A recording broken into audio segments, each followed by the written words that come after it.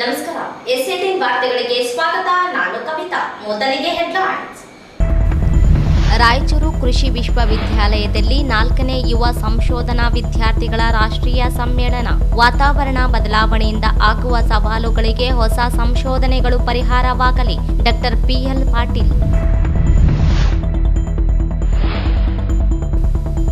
ಹರ್ ಘರ್ ತಿರಂಗ ಅಭಿಯಾನ ಯಶಸ್ವಿಗೊಳಿಸಲು ಎಲ್ಲ ಇಲಾಖೆಗಳು ಕೈಜೋಡಿಸಿ. ಡಿಸಿ ನಿತೀಶ್.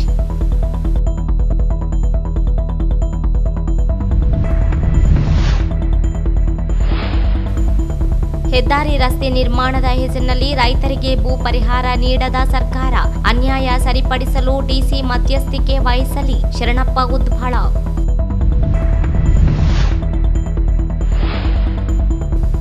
ಭೂಮಿ ಮತ್ತು ವಸತಿ ರಹಿತರ ಸಮಸ್ಯೆಗೆ ಸ್ಪಂದಿಸದ ಸರ್ಕಾರ. 14ರಂದು ಶಾಸಕರುಗಳ ಮನೆ ಮುಂದೆ ಪಂಜಿನ ಮೆರವಣಿಗೆ. ಮಾರೆಪ್ಪ ಹರವಿ.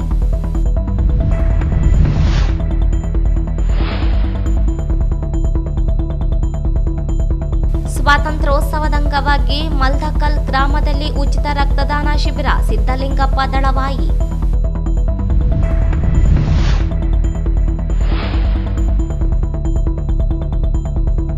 ತುಂಗಭದ್ರಾ ಕ್ರಸ್ಟ್ ಗೇಟ್ ಹಾನಿ. ರೈತರ ರಕ್ಷಣೆಗೆ ಆಗ್ರಹಿಸಿ ಪ್ರಾಂತ ರೈತ ಸಂಘ ಮನವಿ.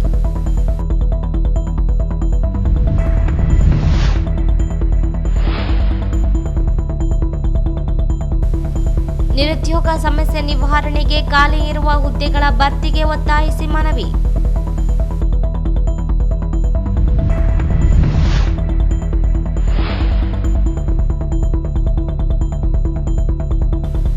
ಗಣಿ ಮತ್ತು ಭೂ ವಿಜ್ಞಾನಿ ವಿರುದ್ಧ ಕ್ರಮಕ್ಕೆ ಆಗ್ರಹಿಸಿ ರೈತ ಸಂಘ ಮಹಿಳಾ ಘಟಕ ಒತ್ತಾಯ.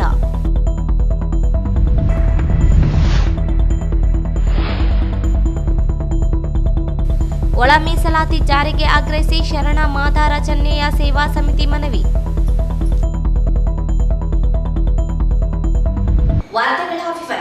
ದೇಶದಲ್ಲಿ ಬದಲಾಗುತ್ತಿರುವ ವಾತಾವರಣದಿಂದ ಎದುರಾಗಿರುವ ಕೃಷಿ ಸವಾಲುಗಳನ್ನು ನೀಗಿಸಲು ಕೃಷಿ ಸ್ನಾತಕೋತ್ತರ ಸಂಶೋಧನೆಗಳು ಸಹಕಾರಿಯಾಗಬೇಕಿದೆ ಎಂದು ಧಾರವಾಡ ಕೃಷಿ ವಿಶ್ವವಿದ್ಯಾಲಯ ಕುಲಪತಿ ಡಾಕ್ಟರ್ ಪಿಎಲ್ ಪಾಟೀಲ್ ಅವರು ಅಭಿಪ್ರಾಯಪಟ್ಟರು.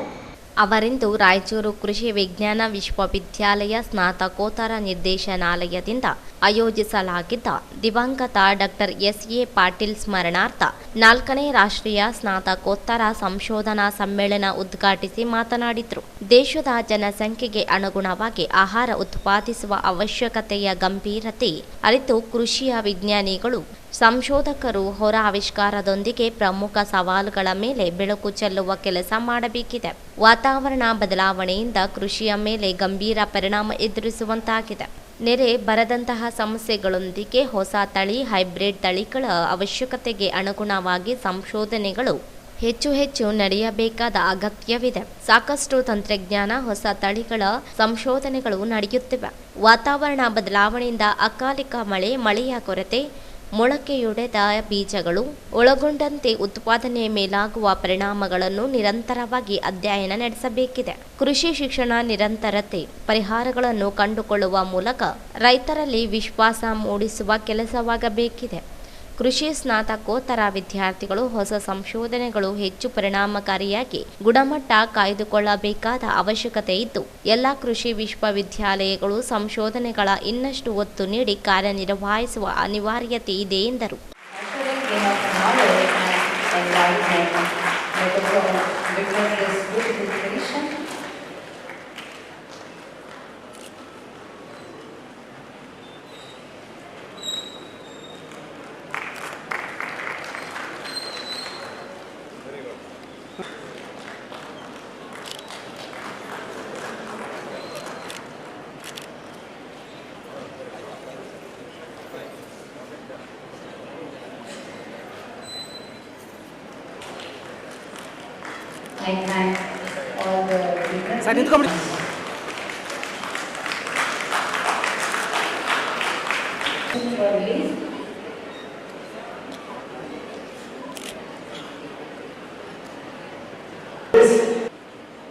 Thank you very much, Dr. Anantappa and Dr. Suvarna and Dr. Sukar.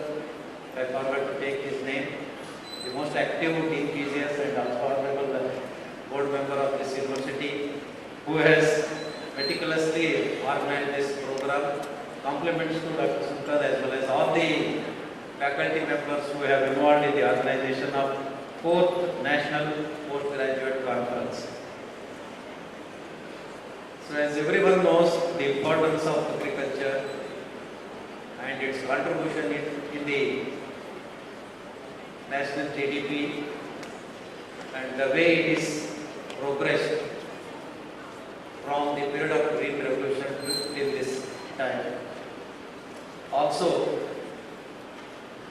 the efforts of our Annadatas, the farmers, who are continuously involved, taking lot of trouble in feeding juncture and always continuously.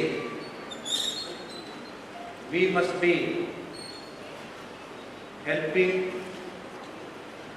the Annadatas or our farming community by giving innovative ideas and also the research outcomes. That should be a continuous process. In this manner, our scientists, especially the young faculty as well as the postgraduate students' contribution is outstanding and worth remembering throughout their career.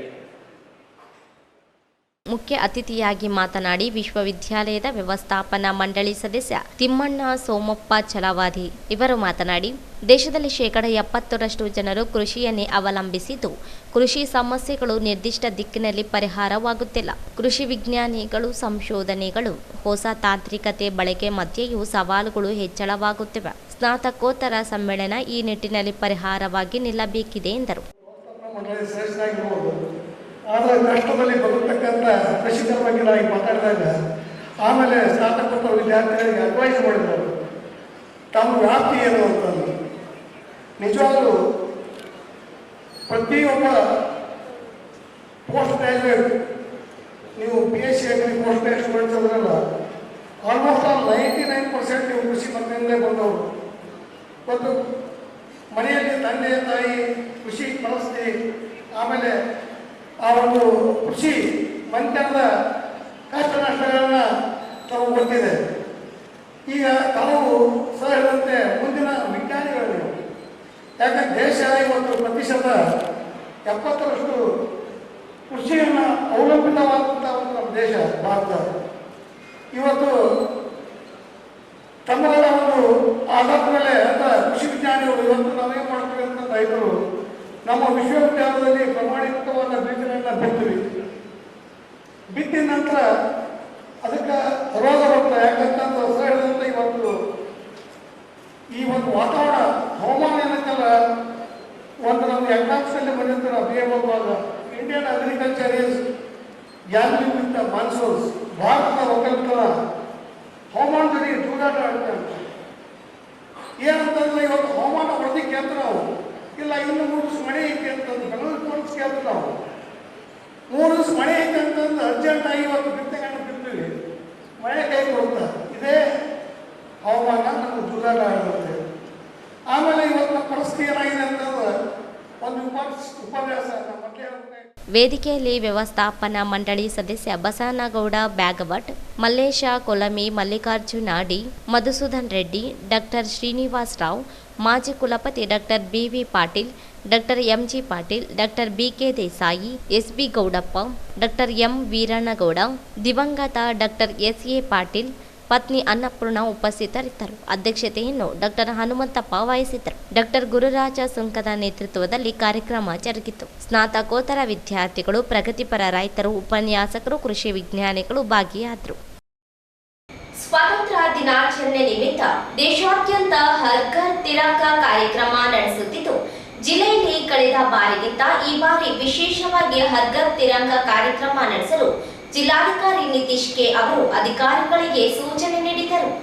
ನಗರದ ಜಿಲ್ಲಾಧಿಕಾರಿ ಕಚೇರಿ ಸಭಾಂಗಣದಲ್ಲಿ ಜಿಲ್ಲಾಧಿಕಾರಿಗಳ ಅಧ್ಯಕ್ಷತೆಯಲ್ಲಿ ನಡೆದ ಹರ್ ಘರ್ ತಿರಂಗಾ ಅಭಿಯಾನದ ಕಾರ್ಯಕ್ರಮ ರೂಪಿಸಿ ಅನುಷ್ಠಾನ ಸಭೆಯಲ್ಲಿ ಮಾತನಾಡಿದರು.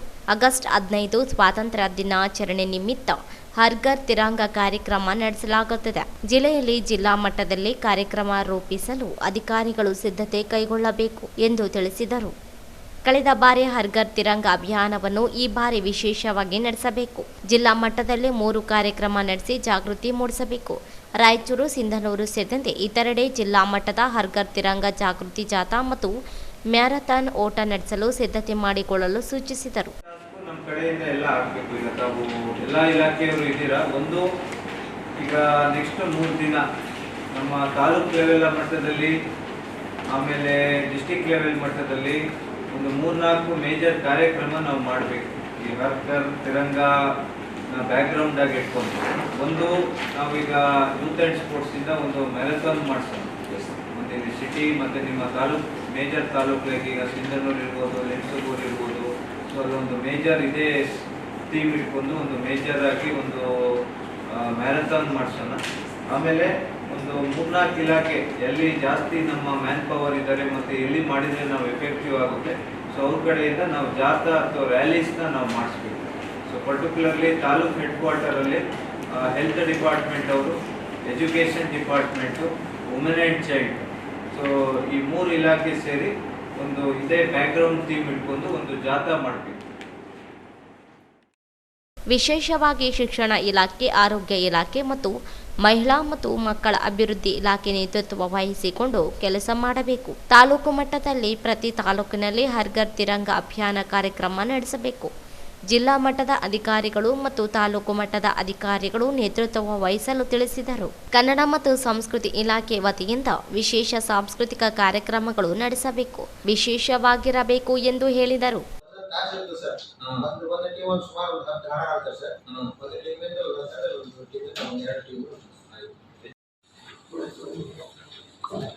ತಾಲೂಕಲ್ಲಿ ಒಂದೊಂದು ನಾವು ಕಾರ್ಯಕ್ರಮ ಮಾಡಬೇಕು. ಈಗ ಕನ್ನಡ ಆ್ಯಂಡ್ ಕಲ್ಚರ್ ಹೇಳಿ, ಅಲ್ಲಿ ಏನು ಮಾಡ್ತಾ ಇದ್ದೀರಾ? ಗುಲ್ಬರ್ಗದಲ್ಲೆಲ್ಲ ಏನು ಮಾಡಿಸ್ತಾ ಇದ್ದೀರಾ? ಇದು ಮಾಡಿಸ್ಬೇಕು. ದೇಶಭಕ್ತಿ ಗೀತೆ ಕಾರ್ಯಕ್ರಮ, ಸ್ವತಂತ್ರ ಹಾಡುಗಳು ನಾವು 2 ಟೀಮಿಗೆ ಅವಕಾಶ. ಹರ್ ಘರ್ ತಿರಂಗ ಅಭಿಯಾನಕ್ಕೆ ಹೆಚ್ಚಿನ ಆದ್ಯತೆ ನೀಡಿ ವಿಶೇಷ ಕಾರ್ಯಕ್ರಮ ರೂಪಿಸಬೇಕು ಎಂದು ತಿಳಿಸಿದರು. ಈ ಸಂದರ್ಭದಲ್ಲಿ ಜಿಲ್ಲಾ ಪಂಚಾಯತ್ ಸಿಇಒ ರಾಹುಲ್ ತುಕಾರಾಂ ಪಾಂಡ್ವಿ, ಆರೋಗ್ಯ ಮತ್ತು ಕುಟುಂಬ ಕಲ್ಯಾಣ ಇಲಾಖೆ ಅಧಿಕಾರಿ Y Surendra Babu, DDPI KD Badigera, DIET ಉಪನ್ಯಾಸಕ ಮಲ್ಲಿಕಾರ್ಜುನ, ಕೃಷ್ಣ ಶಾವಂತಗೇರ ಸೇರಿದಂತೆ ಅನೇಕರಿದ್ದರು. ಭಾರತ್ ಮಾಲಾ ಯೋಜನೆಯಡಿ ನಿರ್ಮಿಸಲಾಗುತ್ತಿರುವ ರಾಷ್ಟ್ರೀಯ ಹೆದ್ದಾರಿ 748A ಭೂ ಸಂತ್ರಸ್ತರಿಗೆ ಕನಿಷ್ಠ ನೋಟಿಸ್ ನೀಡದೆ ಕಾನೂನು ಬಾಹಿರ ಭೂ ಸ್ವಾಧೀನ ಮಾಡಿಕೊಳ್ಳಲಾಗುತ್ತಿದ್ದು, ನ್ಯಾಯಯುತ ಭೂ ಪರಿಹಾರ ಒದಗಿಸಲು ಜಿಲ್ಲಾಧಿಕಾರಿಗಳು ಮಧ್ಯಸ್ಥಿಕೆ ವಹಿಸಿ ನ್ಯಾಯ ಒದಗಿಸಬೇಕೆಂದು ಭೂ ಸಂತ್ರಸ್ತರ ಹೋರಾಟ ಸಮಿತಿಯ ಸಂಚಾಲಕ ಶರಣಪ್ಪ ಉದ್ವಾಳ ಅವರು ಆಗ್ರಹಿಸಿದರು.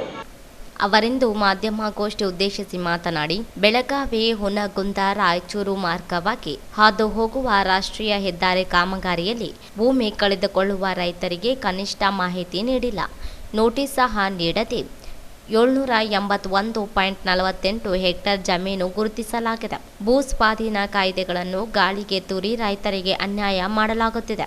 ಈಗಾಗಲೇ ಭೂ ಪರಿಹಾರ ಹಣ ಕುರಿತು ಜಿಲ್ಲಾಧಿಕಾರಿಗಳು, ವಿಶೇಷ ಭೂ ಸ್ವಾಧೀನ ಅಧಿಕಾರಿಗಳು ಹಾಗೂ ಜಿಲ್ಲೆಯ ಜನಪ್ರತಿನಿಧಿಗಳ ಗಮನಕ್ಕೆ ತಂದರೂ ರೈತರಿಗೆ ಆಗುತ್ತಿರುವ ಅನ್ಯಾಯ, ವಂಚನೆಯನ್ನು ತಡೆಯಲು ಸಾಧ್ಯವಾಗಿಲ್ಲ.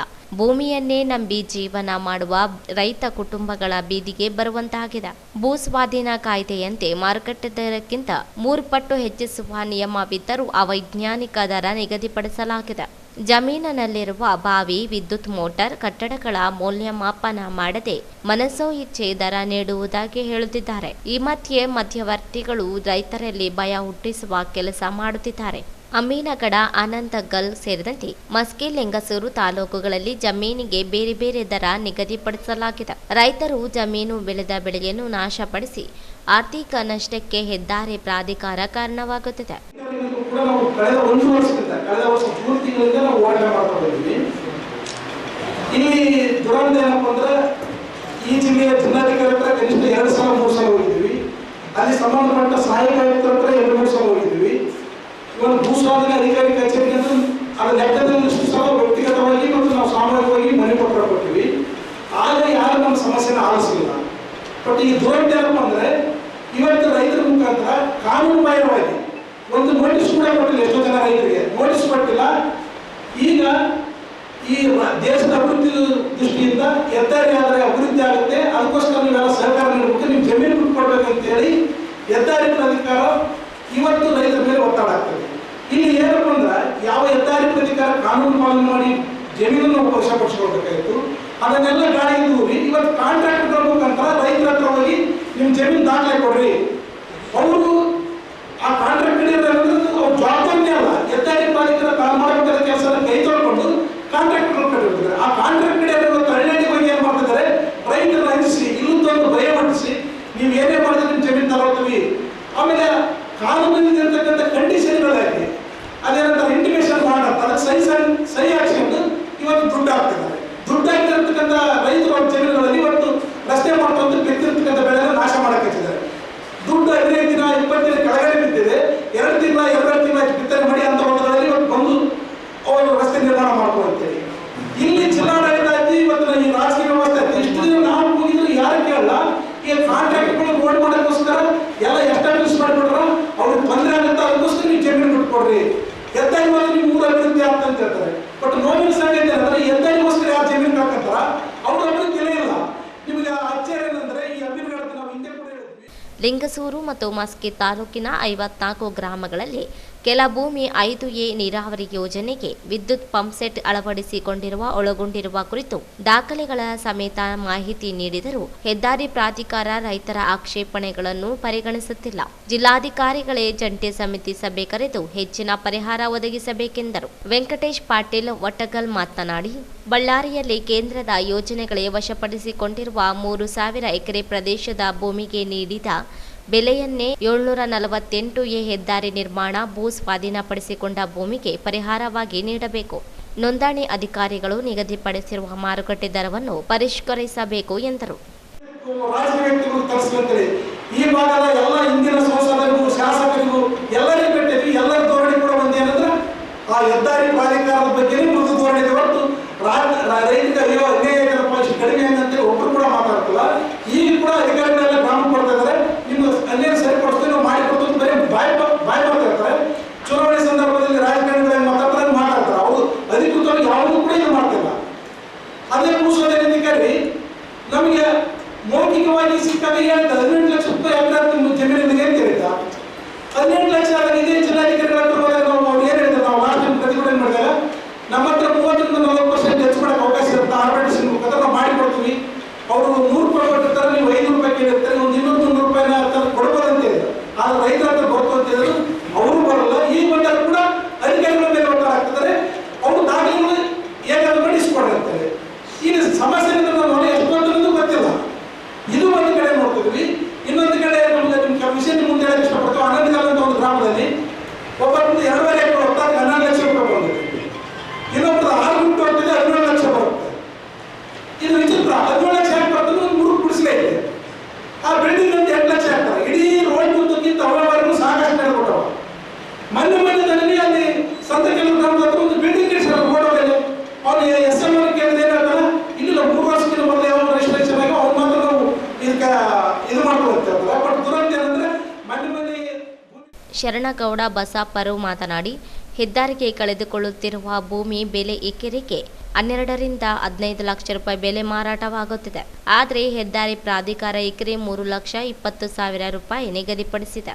ಆರ್ಥಿಕ ನಷ್ಟ ಮಾಡಿಕೊಂಡು ರೈತರ ಭೂಮಿ ಕೊಡಲು ಸಿದ್ಧರಿಲ್ಲ ಎಂದರು.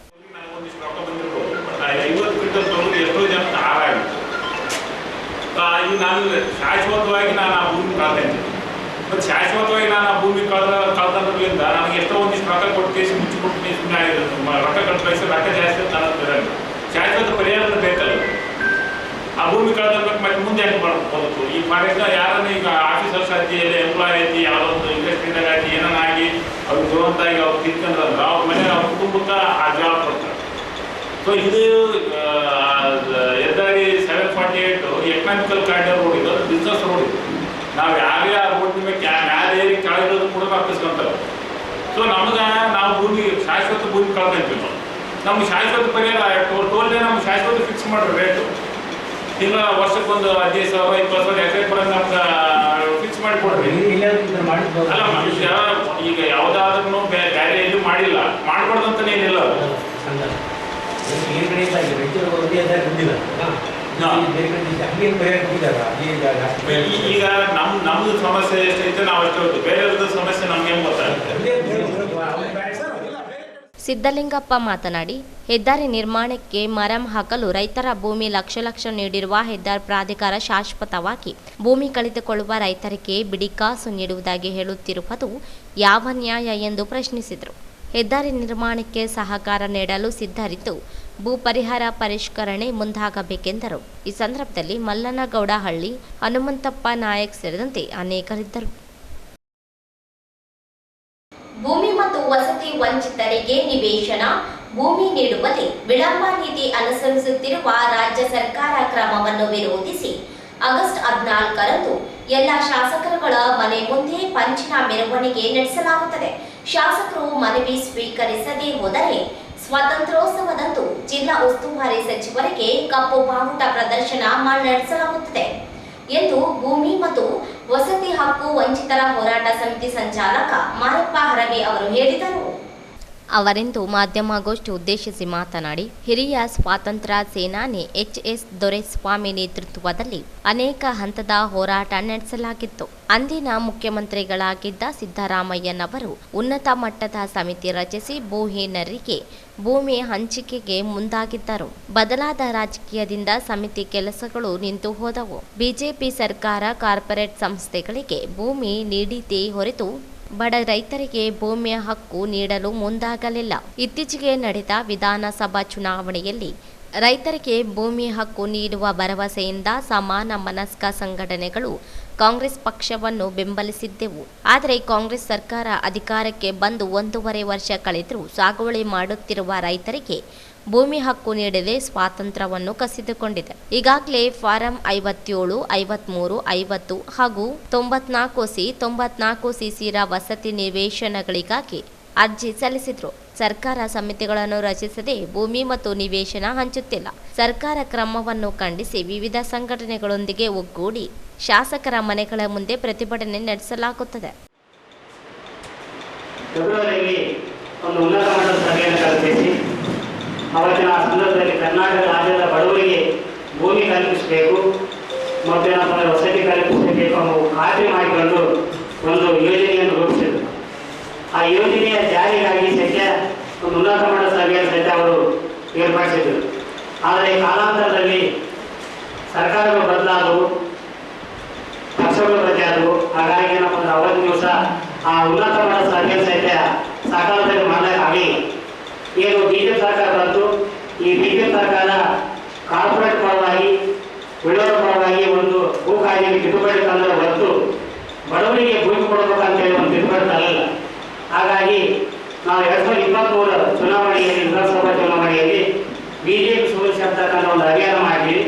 ಅದು ಕರ್ನಾಟಕ ರಾಜ್ಯದ ಭೂಮಿ ವಸತಿ ಹೋರಾಟ ಸಮಿತಿ ಅದರ ಒಳಗೊಂಡಂತೆ ನಮ್ಮಂತ ನೋವುಗಳಂತ ನೋವನ್ನು ಅನುಭವಿಸಿರ್ತಕ್ಕಂಥ ಸಮಾನ ಮನಸ್ಕರ ಸಹಿತ ನಾವೆಲ್ಲ ಸೇರಿದಂತ ಅವತ್ತಿನ ದಿವಸ ಪ್ರತಿಫಲ ಮಾಡಿದ ಪ್ರತಿಫಲವಿಲ್ಲ. ಇವತ್ತು ಕರ್ನಾಟಕ ರಾಜ್ಯದಲ್ಲಿ ಒಂದು ಸರ್ಕಾರ ಅಧಿಕಾರಕ್ಕೆ ಬಂತು. ಆದರೆ ಬಡವರ ಪರವಾಗಿ ನಾವು ಅಧಿಕಾರ ಮಾಡ್ತೀವಿ ಅಂತೇಳಿ ಅಧಿಕಾರ ಬಂದಿರ್ತಕ್ಕಂಥ ಸಿದ್ದರಾಮಯ್ಯ ಸರ್ಕಾರದವರು ಇವತ್ತು ಏನು ಫಾರಂ ನಂಬರ್ 57, 53, 57 ಆಗಿರ್ತಕ್ಕಂಥ ಜನರಿಗೆ ಇವತ್ತು ಪಟ್ಟದ ನಿರಾಕರಣೆ ಮಾಡ್ತಾ ಬಂದಿದ್ದಾರೆ. ಅಲ್ಪ ಸ್ವಲ್ಪ ಕೆಲಸಗಳು ಆಗಿರೋದು ಬಿಟ್ಟರೆ ಇನ್ನೂ ಪೂರ್ತಿಯಾಗಿ ಕೆಲಸಗಳಾಗಿಲ್ಲ. ಹಾಗಾಗಿ ನಾವು ಇವತ್ತಿನ ಸಂದರ್ಭದಲ್ಲಿ ಈ ದೇಶದ ಆರ್ಥಿಕತೆ ಇವತ್ತು ದಿವಾಳಿತದ ನಿರುದ್ಯೋಗ ಸಮಸ್ಯೆ ಜಾಸ್ತಿ ಆಗ್ತದ ಮತ್ತು ಇವತ್ತು ರೈತರು ಆತ್ಮಹತ್ಯೆ ಮಾಡಿ. ನಗರದ ಟಿಪ್ಪು ಸುಲ್ತಾನ್ ಗಾರ್ಡನ್ನಿಂದ ಶಾಸಕರುಗಳ ಮನೆಗಳಿಗೆ ಪಂಚಿನ ಮೆರವಣಿಗೆ ನಡೆಸಲಾಗುತ್ತದೆ. ಶಾಸಕರುಗಳು ರೈತರ ಮನವಿ ಸ್ವೀಕರಿಸಿ ಸರ್ಕಾರಕ್ಕೆ ಗಮನ ಸೆಳೆಯಬೇಕಿದೆ. ಇಲ್ಲದೇ ಹೋದರೆ ಆಗಸ್ಟ್ 15ರಂದು ಸ್ವಾತಂತ್ರ್ಯೋತ್ಸವ ಧ್ವಜಾರೋಹಣಕ್ಕೆ ಆಗಮಿಸಲಿರುವ ಉಸ್ತುವಾರಿ ಸಚಿವರಿಗೆ ಕಪ್ಪು ಬಾವುಟ ಪ್ರದರ್ಶಿಸಲಾಗುತ್ತದೆ ಎಂದು ಎಚ್ಚರಿಸಿದರು. ಈ ಸಂದರ್ಭದಲ್ಲಿ ಆಂಜನೇಯ ಕುರುಬದೊಡ್ಡಿ, ಕರ್ನಾಟಕ ರೈತ ಸಂಘ ಅಧ್ಯಕ್ಷ ಅಶೋಕ್ ನಿಲಗಲ್, ಗೋವಿಂದದಾಸ್, ಶಿವರಾಜ್ ಸೇರಿದಂತೆ ಅನೇಕರಿದ್ದರು. 78ನೇ ಸ್ವಾತಂತ್ರ್ಯೋತ್ಸವದ ಅಂಗವಾಗಿ ಮಲತಕಲ್ ಗೆಳೆಯರ ಬಳಗದಿಂದ ಆಗಸ್ಟ್ 15ರಂದು ಉಚಿತ ರಕ್ತದಾನ ಶಿಬಿರ ಮಲತಕಲ್ ಗ್ರಾಮದ ಸರ್ಕಾರಿ ಹಿರಿಯ ಪ್ರಾಥಮಿಕ ಶಾಲೆ ಆವರಣದಲ್ಲಿ ಆಯೋಜಿಸಲಾಗಿದೆ ಎಂದು ಸಮಿತಿ ಸದಸ್ಯ ಸಿದ್ದಲಿಂಗಪ್ಪ ದಳವಾಯಿ ಅವರು ಹೇಳಿದರು. ಅವರಿಂದು ಮಾಧ್ಯಮಗೋಷ್ಠಿ ಉದ್ದೇಶಿಸಿ ಮಾತನಾಡಿ, ಗೆಳೆಯರ ಬಳಗದಿಂದ ಅನೇಕ ಸಾಮಾಜಿಕ ಕಾರ್ಯಗಳನ್ನು ನಡೆಸಿಕೊಂಡು ಬರಲಾಗುತ್ತಿದೆ. ಕಳೆದ 3-4 ವರ್ಷಗಳಿಂದ ರಕ್ತದಾನ ಶಿಬಿರ ಆಯೋಜಿಸಲಾಗುತ್ತಿದೆ. ದೇವದುರ್ಗ ಜ್ಞಾನ ವೃಕ್ಷ ಸ್ಪರ್ಧಾತ್ಮಕ ಪರೀಕ್ಷಾ ತರಬೇತಿ ಕೇಂದ್ರ, ರಾಯಚೂರು ವೈದ್ಯಕೀಯ ವಿಜ್ಞಾನಗಳ ಸಂಸ್ಥೆ, ತಾಲೂಕು ವೈದ್ಯಾಧಿಕಾರಿಗಳ ಸಹಯೋಗದಲ್ಲಿ ರಕ್ತದಾನ ಶಿಬಿರ ನಡೆಯಲಿದೆ. ಶಿಬಿರದಲ್ಲಿ ಸಂಗ್ರಹವಾಗುವ ರಕ್ತವನ್ನು ರಿಮ್ಸ್ ಆಸ್ಪತ್ರೆಗೆ ನೀಡಲಾಗುತ್ತದೆ. ರಕ್ತದಾನ ಶಿಬಿರದಲ್ಲಿ ಸ್ವಯಂ ಪ್ರೇರಿತರಾಗಿ ರಕ್ತದಾನ ಮಾಡಲು ಇಚ್ಛಿಸುವವರು ನೋಂದಣಿಗಾಗಿ 9663280299ಗೆ ಮತ್ತು 9535955037 ಹಾಗೂ 9535084468ಗೆ ಸಂಪರ್ಕಿಸಲು ಕೋರಲಾಗಿದೆ. ಪ್ರತಿ ವರ್ಷ ಸ್ವಾತಂತ್ರ್ಯ ದಿನಾಚರಣೆ ಅಂಗವಾಗಿ ಈ ಒಂದು ಬೃಹತ್ ರಕ್ತದಾನ ಶಿಬಿರವನ್ನು ಹಮ್ಮಿಕೊಳ್ಳಲಾಗಿದ್ದು, ಇದರ ಉದ್ದೇಶ 78ನೇ ಸ್ವಾತಂತ್ರ್ಯ ದಿನಾಚರಣೆ ಅಂಗವಾಗಿ ದೇಶದ ಸ್ವಾತಂತ್ರ್ಯಕ್ಕಾಗಿ ಅಮರರಾದ ಸಾವಿರಾರು ಸ್ವತಂತ್ರ ಹೋರಾಟಗಾರರ ನೆನಪಿನಲ್ಲಿ, ಸ್ವತಂತ್ರಕ್ಕಾಗಿ ಬಲಿದಾನ ಅಮರರಾದರ ನೆನಪಿನಲ್ಲಿ ರಕ್ತದಾನ ಎಂಬ ಶೀರ್ಷಿಕೆಯಡಿ ಈ ಒಂದು ಬೃಹತ್ ರಕ್ತದಾನ ಶಿಬಿರವನ್ನು ದೇವದುರ್ಗ ನಾಲ್ಕರ ಗ್ರಾಮದಲ್ಲಿ ಆಗಸ್ಟ್ 15ರಂದು ಹಮ್ಮಿಕೊಳ್ಳಲಾಗುತ್ತದೆ. ಈ ಒಂದು ಕಾರ್ಯಕ್ರಮವನ್ನು ತಾಲೂಕಿನ ಘನತೆಯ ಶಾಸಕರಾದಂಥ ಕೈಲಾಸ ನಾಯಕರು ಉದ್ಘಾಟನೆಯೊಂದಿಗೆ ಪ್ರಾರಂಭಿಸಲಾಗುವುದು. ಇನ್ನಿತರ ತಾಲೂಕಿನ ಪ್ರಮುಖ ಮಠಾಧೀಶರು, ವಿವಿಧ ರಾಜಕೀಯ ಪಕ್ಷಗಳ ಮುಖಂಡರು, ಬುದ್ಧಿಜೀವಿಗಳು, ಉದ್ಯಮಿಗಳು, ಅದೇ ರೀತಿಯಾಗಿ ತಾಲೂಕಿನ ಪ್ರಜ್ಞಾವಂತರ ಯುವಕರು ಸಹ ಈ ಒಂದು ಕಾರ್ಯಕ್ರಮದಲ್ಲಿ ಪಾಲ್ಗೊಳ್ಳಲಿದ್ದು, ಈ ಒಂದು ರಕ್ತದಾನ ಶಿಬಿರವನ್ನು ದೇವದುರ್ಗಿನ ಜ್ಞಾನವೃಕ್ಷ ತರಬೇತಿ ಕೇಂದ್ರ ಹಾಗೂ ರಾಯಚೂರು ವೈದ್ಯಕೀಯ ವಿಜ್ಞಾನಗಳ ಸಂಸ್ಥೆ ಮತ್ತು ಬೋಧಕ ಆಸ್ಪತ್ರೆ, ರಿಮ್ಸ್, ತಾಲೂಕು ವೈದ್ಯಕೀಯ ಕಾರ್ಯಾಲಯ ದೇವದುರ್ಗ ಇವರ ಮುಂದಾಳತ್ವದಲ್ಲಿ ಈ ಒಂದು ರಕ್ತದಾನ ಶಿಬಿರವನ್ನು ಹಮ್ಮಿಕೊಂಡಿದ್ದು, ಶಿಬಿರದಲ್ಲಿ ಸಂಗ್ರಹವಾದಂಥ ರಕ್ತವನ್ನು ಬಡ ರೋಗಿಗಳಿಗೆ ಅನುಕೂಲ ಮಾಡುವ ಉದ್ದೇಶದಿಂದ ರಾಯಚೂರಿನ ರಿಮ್ಸ್ ಆಸ್ಪತ್ರೆಗೆ ಆ ಒಂದು ರಕ್ತವನ್ನು ಪೂರೈಸಲಾಗುವುದು. ಈ ಸಂದರ್ಭದಲ್ಲಿ ಡಾಕ್ಟರ್ ಸಿದ್ದಣ್ಣ ನಾಯ್ಕ್, ಮಲ್ಲಿ ನಾಯಕನದೊಡ್ಡಿ, ಬುದ್ದಯ್ಯ ನಾಯ್ಕ್ ಗಲಗ, ವಿಜಯಕುಮಾರ್, ಬಾಬು ನಾದಫ್, ನಾಗಲಿಂಗ ಮಲದಕಲ್, ಬಸವರಾಜ ಮುಷ್ಟೂರು ಸೇರಿದಂತೆ ಅನೇಕರಿದ್ದರು. ಕ್ರೆಸ್ಟ್ ಗೇಟ್ಗಳ ನಿರಂತರ ಪರಿಶೀಲನೆ ಮತ್ತು ಅಗತ್ಯ ಕ್ರಮ ವಹಿಸುವಲ್ಲಾದ ಲೋಪದಿಂದಾಗಿಯೇ ತುಂಗಭದ್ರಾ ಅಣೆಕಟ್ಟೆಯ 19ನೇ ಗೇಟ್ ಚೈನ್ ಲಿಂಕ್ ಮುರಿದು ಬಿದ್ದು ಅಣೆಕಟ್ಟೆಯಲ್ಲಿರುವ ನೀರು ಬರಿದು ಮಾಡುವ ಅವಘಡಕ್ಕೆ ಕಾರಣವಾಗಿದೆ. ಕೂಡಲೇ ಈ ಬಗ್ಗೆ ಕ್ರಮ ವಹಿಸಬೇಕು ಎಂದು ಕರ್ನಾಟಕ ಪ್ರಾಂತ ರೈತ ಸಂಘದಿಂದ ಜಿಲ್ಲಾಧಿಕಾರಿ ಕಚೇರಿ ಅಧಿಕಾರಿಗಳಿಗೆ ಮನವಿ ಸಲ್ಲಿಸಿದರು.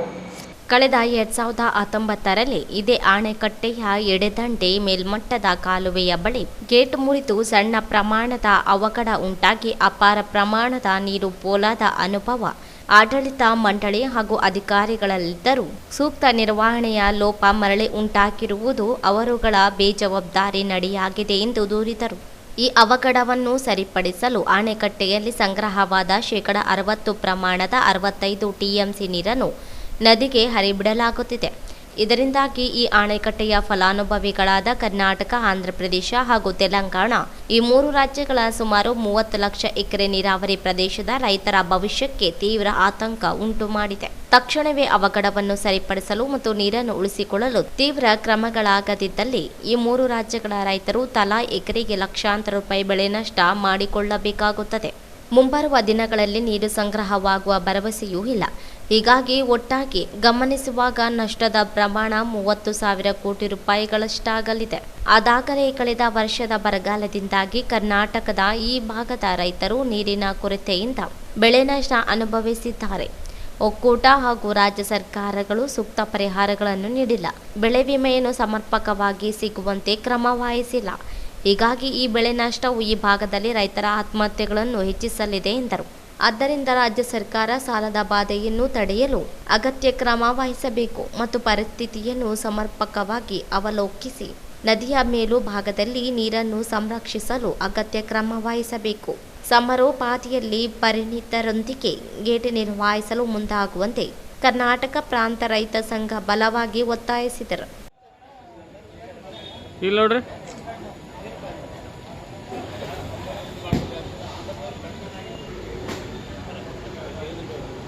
ಆಯ್ತು ಸರ್, ಹೌದು. ಇವರ ಮುಖಾಂತರ ಮಾನ್ಯ ಗೌರವಾನ್ವಿತ ಮುಖ್ಯಮಂತ್ರಿಗಳು ಕರ್ನಾಟಕ ಸರ್ಕಾರ ವಿಧಾನಸಭೆ ಬೆಂಗಳೂರು ವಿಷಯ ಕ್ರೆಸ್ಟ್ ಡೇಟ್ ಕಳಪೆ ನಿರ್ವಹಣೆ ಕ್ರಮಕ್ಕೆ KPRS ಆಗ್ರಹ, ಕೂಡಲೇ ಗೇಟ್ ಸರಿಪಡಿಸಲು ಮತ್ತು ಮೇಲುಗಡೆ ನೀರು ಕ್ರಮ ವಹಿಸಲು KPRS ಆಗ್ರಹ. ಮಾನ್ಯರೇ, ಕ್ರೆಸ್ಟ್ ಗೇಟ್ಗಳ ನಿರಂತರ ಪರಿಶೀಲನೆ ಮತ್ತು ಅಗತ್ಯ ಕ್ರಮ ವಹಿಸುವಲ್ಲಿ ಆದ ಲೋಪದಿಂದಾಗಿಯೇ ತುಂಗಭದ್ರಾ ಅಣೆಕಟ್ಟೆಯ ಗ್ರೇಟ್ ಚೈನ್ ಲಿಂಕ್ ಮುರಿದು ಬಿದ್ದು ಅಣೆಕಟ್ಟೆಯಲ್ಲಿನ ನೀರು ಬರಿದು ಮಾಡುವ ಅವಘಡಕ್ಕೆ ಕಾರಣವಾಗಿದೆ ಎಂದು ಕರ್ನಾಟಕ ಪ್ರಾಂತ ರೈತ ಸಂಘ ಜಿಲ್ಲಾ ಸಮಿತಿ ಬಲವಾಗಿ ಆರೋಪಿಸುತ್ತದೆ ಮತ್ತು ಈ ಕೂಡಲೇ ಲೋಪವೆಸಗಿದ ಅಧಿಕಾರಿಗಳ ಮೇಲೆ ಕಾನೂನು ಕ್ರಮ ಜರುಗಿಸಬೇಕೆಂದು ಆಗ್ರಹಿಸುತ್ತದೆ. ಕಳೆದ 2019ರಲ್ಲಿ ಇದೇ ಅಣೆಕಟ್ಟಿನ ಎಡದಂಡೆ ಮೇಲ್ಪಟ್ಟ ಕಾಲುವೆ ಬೆಳೆ ಮುರಿದು ಸಣ್ಣ ಪ್ರಮಾಣದ ಅವಘಡ ಉಂಟಾಗಿ ಅಪಾರ ಪ್ರಮಾಣದ ನೀರು ಪೋಲಾಗಿದ್ದು ಅನುಭವ ಆಡಳಿತ ಮಂಡಳಿ ಅಧಿಕಾರಿ ಒಬ್ಬ ಮರಳಿ ಉಂಟಾಗಿರುವುದು ಅವರುಗಳ ಬೇಜವಾಬ್ದಾರಿ.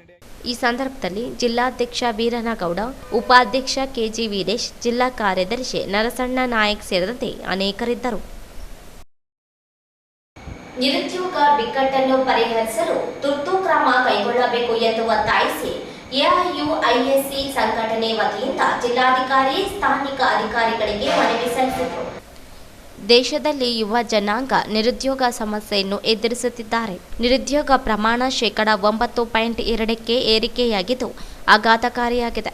ಇತ್ತೀಚೆಗೆ ಸೆಂಟರ್ ಫಾರ್ ಮಾನಿಟರಿಂಗ್ ಎಕನಾಮಿ ಸಂಸ್ಥೆ ವರದಿ ಮಾಡಿದೆ. ದೇಶದಲ್ಲಿ ಯುವ ಜನಾಂಗ ಉದ್ಯೋಗಕ್ಕಾಗಿ ಅಲೆದಾಡುವ ಪರಿಸ್ಥಿತಿ ನಿರ್ಮಾಣವಾಗಿದೆ. ಶಿಕ್ಷಣ, ಉದ್ಯೋಗಕ್ಕಾಗಿ ದೇಶವನ್ನು ತೊರೆದು ವಿದೇಶಕ್ಕೆ ತೆರಳುತ್ತಿದ್ದಾರೆ. ವಲಸೆ ಕಾರ್ಮಿಕರ ಸಂಖ್ಯೆ ಹೇರಳವಾಗಿದೆ. UPSC ಮತ್ತು ರಾಜ್ಯ ಸೇವಾ ಆಯೋಗ ಪರೀಕ್ಷೆ ಬರೆದು ಉದ್ಯೋಗದ ಹಾದಿ ನೋಡುತ್ತಿರುವ ಅಭ್ಯರ್ಥಿ ಆರ್ಥಿಕ ಭದ್ರತೆ, ಉದ್ಯೋಗ ಪಡೆಯಲಾಗದೆ ಆತಂಕದಲ್ಲಿದ್ದಾರೆ ಎಂದು ಆತಂಕ ವ್ಯಕ್ತಪಡಿಸಿದರು. ಸರ್ಕಾರಿ ಇಲಾಖೆಗಳಲ್ಲಿ ಲಕ್ಷಾಂತರ ಹುದ್ದೆಗಳು ಖಾಲಿ ಇದ್ದು ಗುತ್ತಿಗೆ ಆಧಾರದಲ್ಲಿ ನೇಮಕ ನಡೆಯುತ್ತಿದೆ. ಕೇಂದ್ರ ಮತ್ತು ಸರ್ಕಾರ ಕೂಡಲೇ ಎಲ್ಲ ಇಲಾಖೆಗಳಲ್ಲಿ ಖಾಲಿ ಇರುವ ಹುದ್ದೆಗಳ ಭರ್ತಿ ಮಾಡಿಕೊಳ್ಳಬೇಕಿದೆ. ಗುತ್ತಿಗೆ ಪದ್ಧತಿಯನ್ನು ರದ್ದುಪಡಿಸಿ ಶಾಶ್ವತ ಉದ್ಯೋಗ ಒದಗಿಸಿಕೊಡಬೇಕು. ನಿರುದ್ಯೋಗಿಗಳಿಗೆ ಜೀವನ ನಡೆಸಲು ಉದ್ಯೋಗ ಭದ್ರತೆ ಒದಗಿಸಿಕೊಡಬೇಕು ಎಂದು ಒತ್ತಾಯಿಸಿದರು.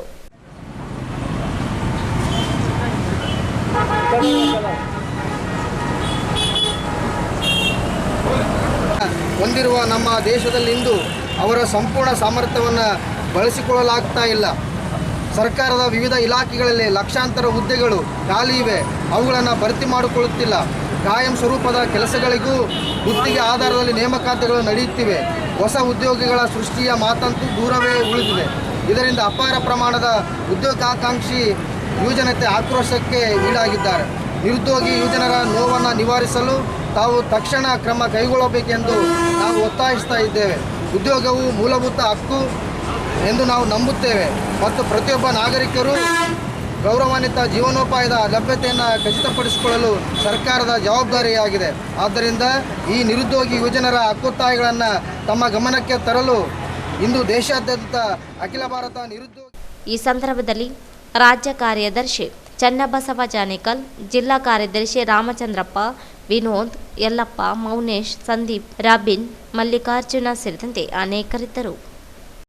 ನಿರುದ್ಯೋಗ ಬಿಕ್ಕಟ್ಟನ್ನು ಪರಿಹರಿಸಲು ತುರ್ತು ಕ್ರಮ ಕೈಗೊಳ್ಳಬೇಕು ಎಂದು ಒತ್ತಾಯಿಸಿ ಅಖಿಲ ಭಾರತ ನಿರುದ್ಯೋಗ ಯುವಜನ ಹೋರಾಟ ಸಮಿತಿ ಸಂಘಟನೆಯಿಂದ ಜಿಲ್ಲಾಧಿಕಾರಿ, ಸ್ಥಾನಿಕ ಅಧಿಕಾರಿಗಳಿಗೆ ಮನವಿ ಸಲ್ಲಿಸಿದರು. ಗಣಿ ಮತ್ತು ಭೂ ವಿಜ್ಞಾನ ಇಲಾಖೆಯ ಹಿರಿಯ ಭೂ ವಿಜ್ಞಾನಿ ಪುಷ್ಪಲತಾ ಕವಲೂರು ಕಳೆದ 2018ರಿಂದ 2023ರಲ್ಲಿ ಲೋಕಾಯುಕ್ತ ದಾಳಿಗೆ ಒಳಗಾಗಿ 1 ಲಕ್ಷ ಮತ್ತು 2023ರಿಂದ 2024ರಲ್ಲಿ ಮತ್ತೆ ಜಿಲ್ಲೆಗೆ ವರ್ಗಾವಣೆಯಾಗಿ ಇದರ ಮೇಲೆ ಲೋಕಾಯುಕ್ತ ಪ್ರಕರಣ ಹಾಗೂ ಇಡಿ ಪ್ರಕರಣಗಳು ದಾಖಲಾಗಿವೆ. ಉದ್ದೇಶಪೂರ್ವಕವಾಗಿ ರಾಯಚೂರಿಗೆ ವರ್ಗಾವಣೆ ಮಾಡಿದ್ದಾರೆ ಎಂದು ದೂರಿದರು. ಇಲಾಖೆಯಲ್ಲಿ ನಡೆಸಿದ್ದು ಭ್ರಷ್ಟಾಚಾರದ ದಾಖಲೆಗಳು ನಾಶ ಮಾಡಲು, ಲೂಟಿ ಮಾಡಲು ಮತ್ತೆ ಇಲ್ಲಿಗೆ ಬಂದಿದ್ದಾರೆ ಎಂದು ಆರೋಪಿಸಿದರು. ಇಂತಹ ಭ್ರಷ್ಟ ಅಧಿಕಾರಿಗಳು ಇವರು ಕಿರಿಯ ಭೂ ವಿಜ್ಞಾನಿಗಳಿಗೆ ಹಾಗೂ ಸಾರ್ವಜನಿಕರಿಗೆ ಭ್ರಷ್ಟ ಅಧಿಕಾರಿಗಳು ಸ್ಫೂರ್ತಿನ ಹಾಗೂ ಮಾರ್ಗದರ್ಶಿ ಆಗಿರುತ್ತಾರೆ ಎಂದು ಪ್ರಶ್ನಿಸಿದರು. ಇವರ ಸೇವೆಯಿಂದ ಅಮಾನತುಗೊಳಿಸಬೇಕು. ಪ್ರಕರಣ ಇಡಿ, ಸಿಐಡಿಗೆ ನಿಷ್ಪಕ್ಷಪಾತ ತನಿಖೆಗೊಳಪಡಿಸಬೇಕು ಎಂದು ಒತ್ತಾಯಿಸಿದರು. ಈ ಸಂದರ್ಭದಲ್ಲಿ ರೈತ ಸಂಘದ ಮಹಿಳಾ ಘಟಕ ಜಿಲ್ಲಾಧ್ಯಕ್ಷ ರೂಪಾ ಶ್ರೀನಿವಾಸ ನಾಯಕ್, ಜಿಲ್ಲಾಧ್ಯಕ್ಷ ಸಾಜಿದ್ ಹುಸೇನ್, ಶಿವಶರಣ ಸಾಹುಕಾರ, ಜನಾರ್ದನ ಗೌಡ, ದೇವೇಂದ್ರ ನಾಯ್ಕ್, ವೆಂಕಟೇಶ್ ಕಮಲಾಪುರು ಸೇರಿದಂತೆ ಅನೇಕರಿದ್ದರು. ರಾಜ್ಯದಲ್ಲಿ ಪರಿಶಿಷ್ಟ ಜಾತಿಗಳಿಗೆ ಒಳ ಮೀಸಲಾತಿಯನ್ನು ಸರ್ಕಾರ ಕೂಡಲೇ ಜಾರಿಗೊಳಿಸಬೇಕು ಎಂದ ಶಿವಶರಣ ಮಾಧವರಾಜನ್ಯ ಸೇವಾ ಸಮಿತಿ ವತಿಯಿಂದ ಜಿಲ್ಲಾಧಿಕಾರಿ ಸ್ಥಾನಿಕ ಅಧಿಕಾರಿಗಳ ಮೂಲಕ ಮುಖ್ಯಮಂತ್ರಿಗಳಿಗೆ ಮನವಿ ಸಲ್ಲಿಸಿದರು.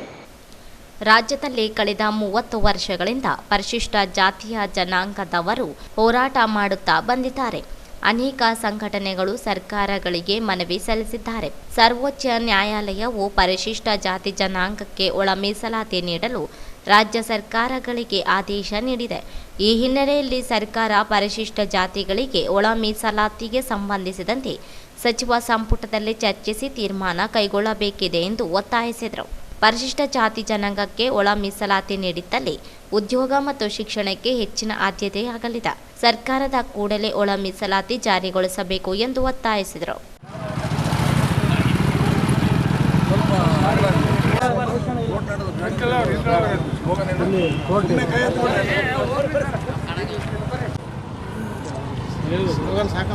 ನೋಡ್ರಿ ಸರ್,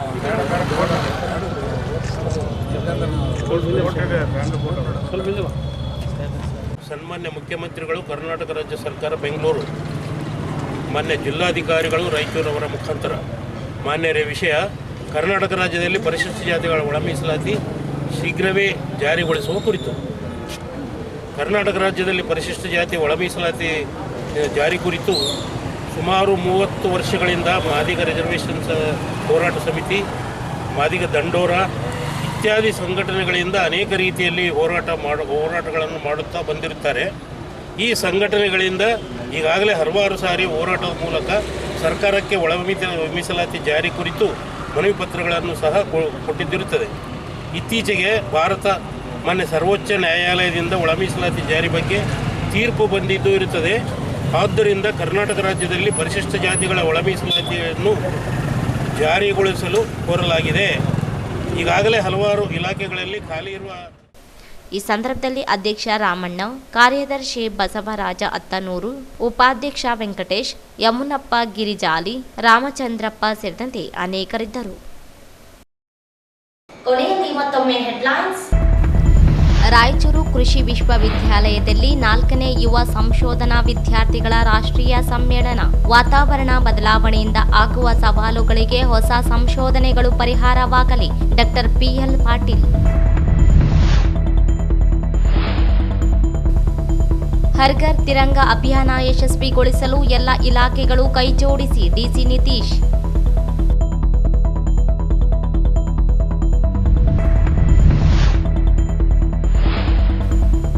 ಹೆದ್ದಾರಿ ರಸ್ತೆ ನಿರ್ಮಾಣದ ಹೆಸರಿನಲ್ಲಿ ರೈತರಿಗೆ ಭೂ ಪರಿಹಾರ ನೀಡದ ಸರ್ಕಾರ.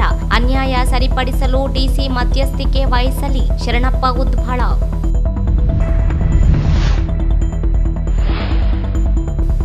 ಭೂಮಿ ಮತ್ತು ವಸತಿ ರಹಿತರ ಸಮಸ್ಯೆಗೆ ಸ್ಪಂದಿಸದ ಸರ್ಕಾರ.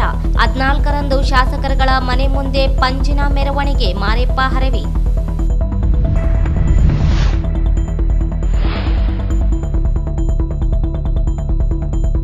ಸ್ವಾತಂತ್ರ್ಯೋತ್ಸವದ ಅಂಗವಾಗಿ ಮಲ್ದಕಲ್ ಗ್ರಾಮದಲ್ಲಿ ಉಚಿತ ರಕ್ತದಾನ ಶಿಬಿರ. ಸಿದ್ದಲಿಂಗಪ್ಪ ದಳವಾಯಿ.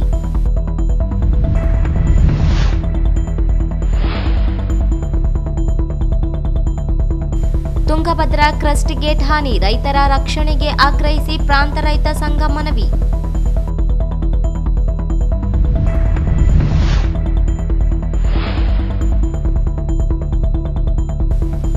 ನಿರುದ್ಯೋಗ ಸಮಸ್ಯೆ ನಿವಾರಣೆಗೆ ಖಾಲಿ ಇರುವ ಹುದ್ದೆಗಳ ಭರ್ತಿಗೆ ಒತ್ತಾಯಿಸಿ ಮನವಿ.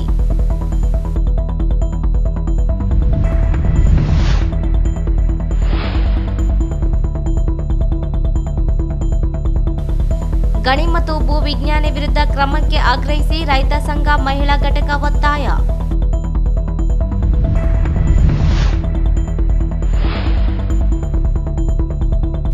ಒಳ ಮೀಸಲಾತಿ ಜಾರಿಗೆ ಆಗ್ರಹಿಸಿ ಶರಣ ಮಾಧವರಾಜನ್ಯ ಸೇವಾ ಸಮಿತಿ ಮನವಿ. ಇಲ್ಲಿಗೆ ವಾರ್ತಾ ಪ್ರಸಾರ ಮುಕ್ತಾಯವಾಯಿತು. ಮುಂದಿನ ವಾರ್ತೆಗಳೊಂದಿಗೆ ಭೇಟಿಯಾಗೋಣ. ವಂದನೆಗಳು.